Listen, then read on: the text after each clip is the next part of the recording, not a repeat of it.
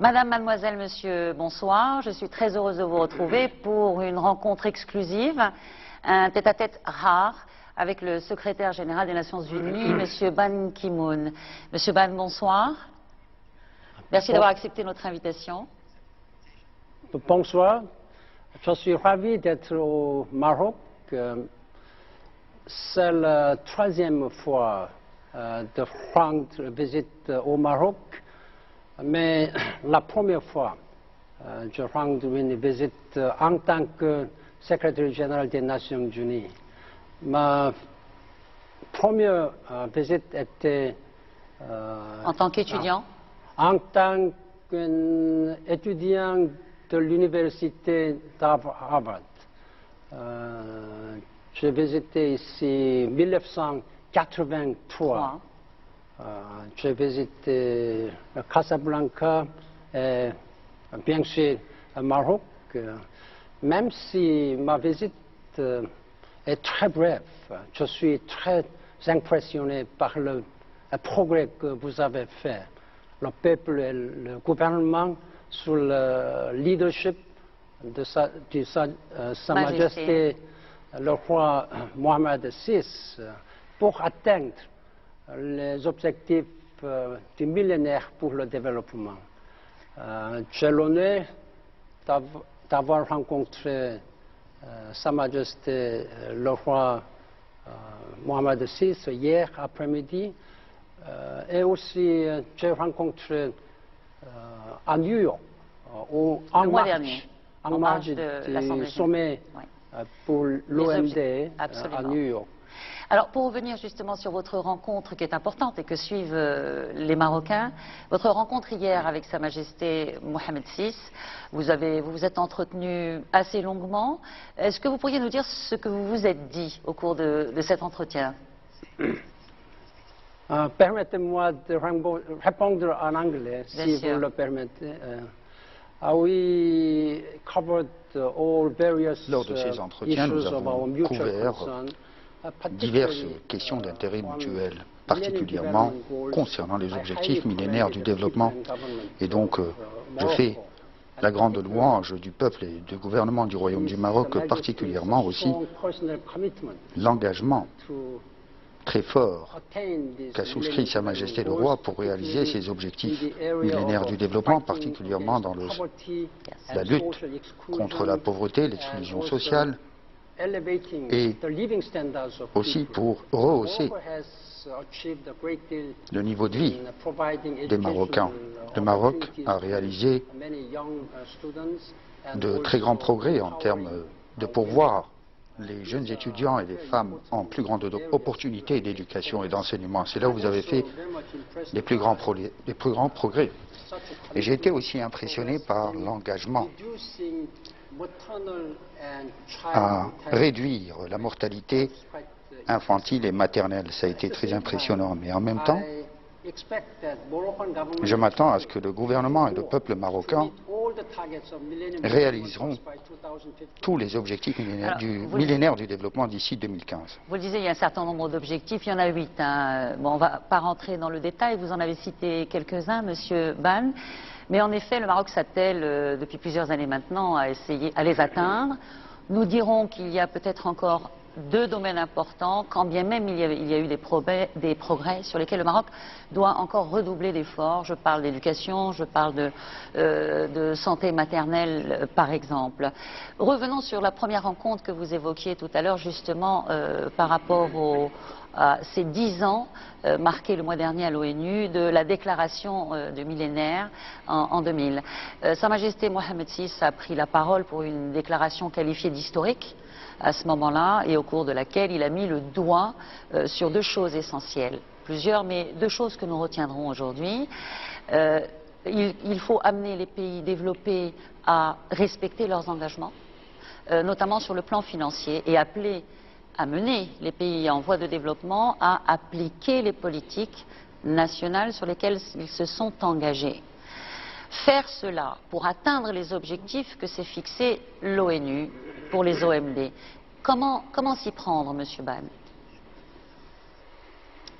Je sais que Sa Majesté le Roi a mis en place l'initiative nationale de développement humain. Je sais aussi que vous êtes appelé à célébrer le 5e anniversaire de cette initiative cette année et j'ai loué Sa Majesté pour son leadership et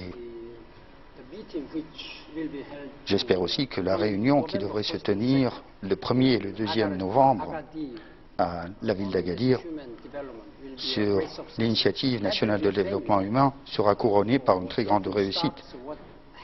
C'est là en fait l'occasion de faire l'inventaire de ce qui a été réalisé jusqu'à présent et ce qui reste à faire à l'avenir. Et je m'attends aussi que sous le leadership de Sa Majesté, le gouvernement marocain sera en mesure de réaliser les 8 objectifs millénaires de développement. En premier lieu, je pense que la qualité de vie ainsi que le pouvoir d'achat devrait être amélioré. La réduction de la mortalité infantile et maternelle devrait être réduite. Alors vous parliez justement de cette initiative nationale de développement humain. Vous rappeliez que le 1er et le 2 novembre prochain aura lieu ce forum, cette rencontre où des experts au niveau international, au niveau onusien, vont venir à Agadir pour évaluer ce chemin parcouru depuis 5 ans par l'initiative nationale de développement humain qui, elle, a été conceptualisée, entre autres, pour répondre à ces objectifs du millénaire. Est-ce que c'est un modèle, cette initiative nationale de développement humain, dont pourraient s'inspirer d'autres pays pour lutter contre la pauvreté, pour atteindre ces objectifs qui vous sont chers à vous?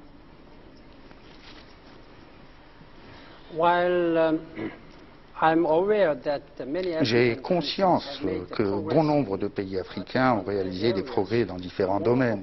Le Maroc peut servir de bon exemple en termes de réussite réalisée, réduction de la pauvreté, lutte contre l'exclusion sociale, amélioration du pouvoir d'achat aussi de bon nombre d'habitants et aussi la réduction du taux de mortalité infantile et maternelle. Et le cas marocain pourrait être émulé par bon nombre de pays africains. Les Nations Unies se tiennent prêtes à assurer toute assistance logistique et technique. En fait, Sa Majesté le Roi a fortement apprécié le rôle joué par les Nations Unies en termes de cette collaboration pour réaliser ces objectifs millénaires du développement. Et cet après-midi, j'ai donné des instructions à mon personnel pour mener une coordination très étroite avec le peuple et le gouvernement marocain. Alors, atteindre ces objectifs de développement qui vous sont chers, dans un contexte où les conflits armés, les questions de sécurité tiennent autant d'importance, comment peut-on faire, Monsieur Ban, pour se développer d'un côté, alors que, encore une fois, les guerres, les conflits, les grandes questions politiques et sécuritaires freinent ce même développement? Comment résoudre cette équation? Les Nations Unies focalisent leur attention sur la promotion de 3 piliers, c'est-à-dire la paix, la sécurité, le développement et la protection des droits humains. Tous ces domaines sont intimement liés et ce sont là en fait les 3 piliers de la Charte des Nations Unies. S'il n'y a pas de paix et de sécurité, comment peut-on s'attendre à réaliser des développements dans le domaine économique ou social? Et même si les droits humains ne sont pas protégés de manière idoine, comment peut-on s'y attendre? Ainsi, il nous faudrait promouvoir ces 3 piliers de manière exhaustive.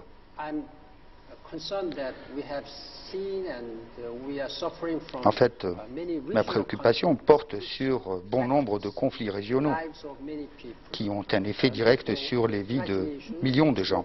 Par conséquent, les Nations Unies œuvrent d'arrache-pied pour régler ces conflits afin d'assurer la paix et la stabilité tout en créant une atmosphère qui puisse être propice en termes politiques à mener à bien les objectifs millénaires du développement. Faire la promotion d'un nouveau modèle de gouvernance qui tienne compte des nouvelles problématiques aujourd'hui qui sont posées au niveau mondial. Je parle de l'environnement, les changements climatiques, bien évidemment la crise financière qui nous a secoués et qui nous a donné un certain nombre de leçons ces 2 dernières années. Ce nouveau modèle de gouvernance dont vous avez parlé hier pendant la World Policy Conference, vous avez pris la parole à Marrakech. Comment vous l'imaginez? Est-ce que l'ONU peut, à elle seule, et c'est ce que vous avez dit, être cet espace de débat à partir duquel peut s'exprimer ce nouveau modèle de gouvernance? Ou est-ce qu'il en faudrait d'autres qui ne soient pas concurrents, bien évidemment, mais qui agissent de façon complémentaire avec l'action de l'ONU? C'est une question de très grande importance. C'est en ce sens que les Nations Unies œuvrent d'arrache-pied en très étroite coopération avec les États membres d'autres organisations et d'autres forats. En fait, nous sommes confrontés à des crises multiples, à commencer bien sûr par le changement climatique, les crises en termes d'alimentation, la pauvreté, les maladies. Et en fait, tous ces défis nécessitent des engagements et des efforts mondiaux grâce à une meilleure coordination et plus forte solidarité. C'est ce dont nous avions parlé hier à Marrakech, où j'avais fait mon allocution tout en soulignant l'importance de la gouvernance mondiale. Les Nations Unies représente l'organisation universelle par excellence qui comprend 192 États membres. Et nous avons aussi bon nombre d'organes et d'organisations régionales telles que l'Union africaine, l'Union européenne, et nous avons pu voir aussi l'émergence du G20 comme organe censé aborder la crise mondiale financière et qui représente en fait le premier organe pour aborder la crise économique. Mais bien sûr, la crise économique et les questions de la pauvreté et changement climatique sont intimement liées. Ainsi, il nous faudrait exercer une coordination beaucoup plus forte entre les organes des Nations Unies et autres forats d'importance. C'est ce dont j'avais souligné l'importance en termes de coordination et de solidarité mondiale. Les Nations Unies représentent l'organisation la plus importante à même de mener cette campagne. Le Maroc est fermement, fortement engagé au sein de les différentes instances onusiennes et l'engagement du Maroc est connu, vous le savez, quant à l'Organisation des Nations Unies. Cependant, l'ONU, je dirais, aurait des détracteurs. Des personnes, des voix qui s'expriment et qui disent que des groupes de décision très fermés et assez puissants, comme le G8 par exemple, quelque part font de l'ombre ou gênent ou peuvent gêner l'action des Nations Unies. Que répondez-vous à cela, Monsieur le Secrétaire général? Nous ne nous faisons pas concurrence. Le G8 ou le G20 ou le G77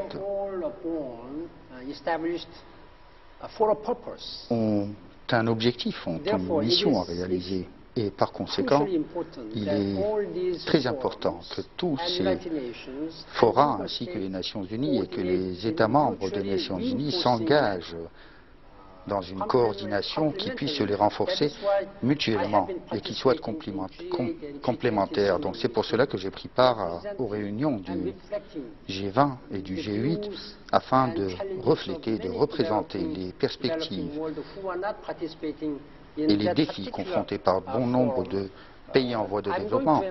Et je soulignerai encore une fois, lors de la réunion au sommet du G20, c'est la première fois que ce sommet sera appelé à traiter de l'ordre du jour du développement. en tant qu'ordre du jour officiel. Et là, je soulignerai l'importance des objectifs millénaires du développement, l'importance que revêt le rôle à jouer par les pays avancés pour aider les pays en voie de développement, et particulièrement les populations les plus vulnérables. Je vous pose d'autant plus la question que, par exemple, vous le savez, dans cette région du monde, une question comme celle du Proche-Orient, par exemple, pour rester général sur cette région du monde, qui sont suivis de très près par des pays comme les nôtres. Là-dessus, il y a des initiatives comme celle du Quartet, des initiatives américaines. Il y a une très forte participation, une très forte préoccupation des Nations Unies, bien évidemment. Mais sur cela, concrètement, quel type de coordination au niveau planétaire il peut y avoir face à des dossiers aussi épineux et sensibles, Monsieur Ban? En tant que secrétaire général des Nations Unies, je suis fortement préoccupé par le statut actuel du processus de paix au Moyen-Orient, là où le processus de dialogue a été suspendu, vu les questions relatives au conflit israélo-palestinien. J'ai demandé à M. Netanyahou d'étendre et de proroger le moratoire sur les colonies.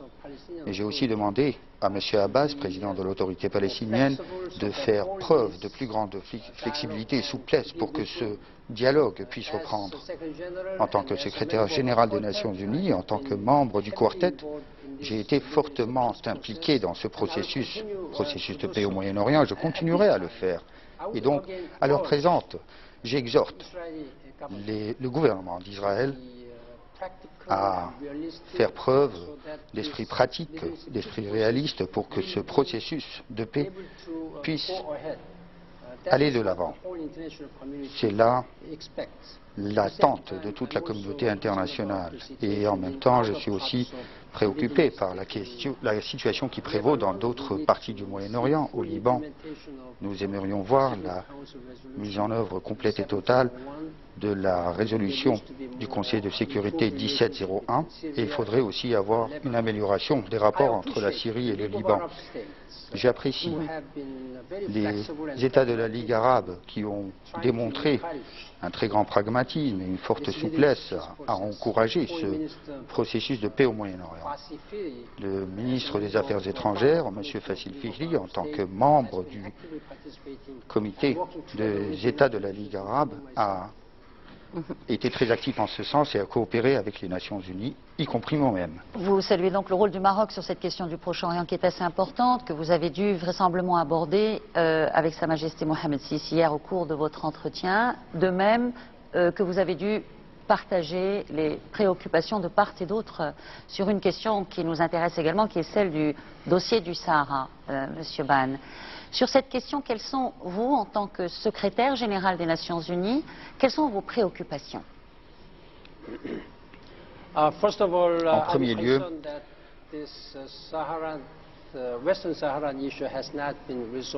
ma préoccupation porte sur le fait que la question du Sahara n'ait pas encore été résolue de manière harmonieuse. Le Conseil de sécurité des Nations Unies a traité de cette question depuis très longtemps et je me suis aussi personnellement engagé, grâce aux bons offices de mon envoyé personnel, M.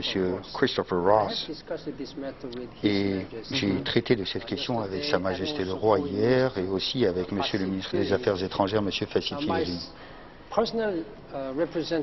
Mon représentant personnel, M. Ross, viendra au Royaume et effectuera une visite dans la région pour que l'on puisse reprendre le dialogue au début du mois de novembre. J'espère qu'il y aura en fait des débats fructueux avec les autorités marocaines et j'apprécie fortement la flexibilité et la disponibilité des autorités marocaines. D'abord, à recevoir mon envoyé spécial, mon représentant personnel, et aussi par rapport à la volonté des autorités marocaines pour reprendre ce dialogue afin de résoudre cette question. J'aurais une dernière question, Monsieur Ban. Avant de nous quitter, elle a trait à votre parcours, en feuilletant un peu votre biographie, on se rend compte que les guerres, les conflits, les pays divisés, la pauvreté ne vous sont bien évidemment pas étrangères puisque vous les avez côtoyés tout au long de votre vie, en Corée en tout cas. Vous demandez si à travers votre parcours personnel, nous devions tirer quelque part une leçon. S'il devait y avoir un message, lequel souhaiteriez-vous qu'il soit?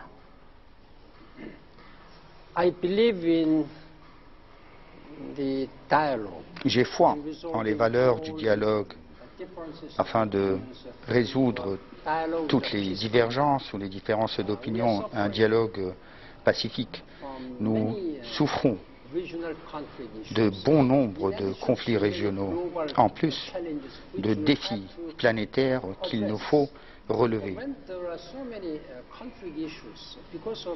Et vu, bien sûr, que ces conflits sont multiples à cause des différences et divergences politiques, nous ne serions malheureusement pas en mesure de concentrer toutes nos ressources et notre attention. Donc j'exhorte toutes les parties concernées à engager un dialogue pacifique et pour arriver à des solutions pacifiques. Ce qui représente en fait la voie idéale. En tant que secrétaire général, j'ai toujours œuvré pour la résolution de ces questions grâce aux bons offices des Nations Unies, au travers de nos envoyés spéciaux, de nos efforts de médiation, de la diplomatie préventive et aussi des processus de maintien de la paix et de résolution des conflits. Ce sont là en fait tous les outils qui sont employés par les Nations Unies pour, en premier lieu, circonscrire et limiter ces conflits et assurer la paix et la sécurité de par ce monde. Nous vous souhaitons plein succès dans la poursuite de votre mission pour la paix et pour le développement, Monsieur Ban, en vous remerciant d'avoir répondu ce soir à nos questions. Merci. Merci beaucoup. Shukran jazilan. Merci à vous de nous avoir suivis sur l'antenne de 2M pour cette rencontre exceptionnelle avec le secrétaire général des Nations Unies. Le prochain rendez-vous d'information sur 2M aux alentours de 23h30 avec Hicham El Raffaoui. Je vous souhaite une excellente soirée. Je vous dis à très bientôt sur 2M.